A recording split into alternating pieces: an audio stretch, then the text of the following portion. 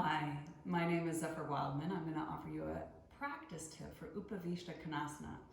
Now, this wide leg forward bend is quite challenging because sometimes genetically we'll never be able to do this pose just by the anatomy of the top of the femur bone and how it sits in the hip socket, the acetabulum.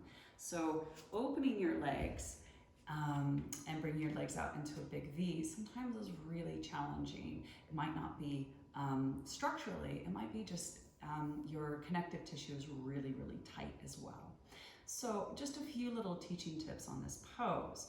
I would really recommend bending the knees. Bending the knees and dragging your heels towards your sit bones creates a deeper anterior tilt of the pelvis, meaning that it flexes into a forward bend. Whereas if you try to straighten your legs, the tendency is the hamstrings then pull the pelvis under, creating a tucking-like experience, scooping the pelvis under and rounding the spine, and all the forward bend is through the flexion of the spine and none in the actual hamstrings or adductors. So bending the knees, drawing the heels towards your sit bones helps get you onto the tops of the sit bones and that forward bend, whereas maybe with your hands behind you, you can actually start to prop yourself up and lean forward.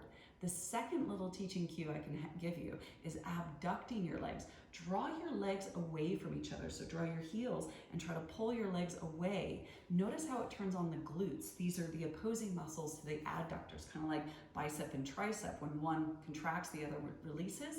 The same thing here. If your glutes are flaccid, the tendency is your groins are going to hold tension. So if you draw your heels down, draw your heels towards your sit bones, anteriorly tilting the pelvis, then draw your thighs away. Notice how much more your pubic bone wants to go towards the floor and your pelvis wants to tilt forward. You can bring your hands forward, drag your hands towards your waist. You can inch your heels a little bit longer and then re-drag your heels back and then slowly coming down. Now, the tendency is there becomes an internal rotation in this pose. And why? Is because the lower psoas is tight and also the piriformis is tight, creating this internal rotation. So try to maintain your toes pointing up towards the ceiling, abducting your legs, bending the knees as you come forward, especially those who are really flexible, who can actually come all the way to the floor. We have a tendency to roll on the inside. So we actually need to maybe pull the brakes on because you don't want to go too hyper flexible because we have a tendency to rest in that flexibility and slowly rip and tear and wear out our connective tissue as well as our joints. So you might need to put the brakes on. So as you're abducting, as you rotate your pubic bone forward and you can rest your chest to the floor, you might actually need to root down and do a little bit of a bad dog tail where you try to draw your sit bones down, toning the hamstring and the groins, preventing any tearing. So notice in this pose, there's loads of variations, but we get really caught up into objectifying that if we're not down on the floor, we are not a very good yogi, or we kind of perceive that when we get to the floor, we will be enlightened or we will, life will get better in some form.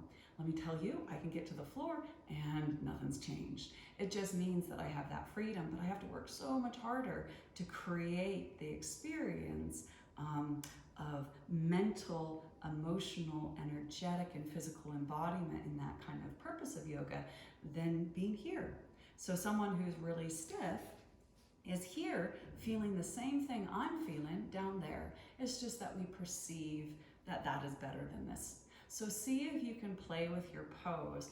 Close your eyes, feel what it feels like, connect to the breath, awaken to this curiosity of spirit, and play with your practice to make it more enjoyable to be in. I hope that teaching tip has served you, and hopefully see you again soon.